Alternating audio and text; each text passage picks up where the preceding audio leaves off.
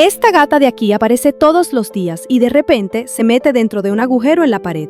Intrigados, algunos vecinos colocaron una cámara y descubrieron algo sorprendente.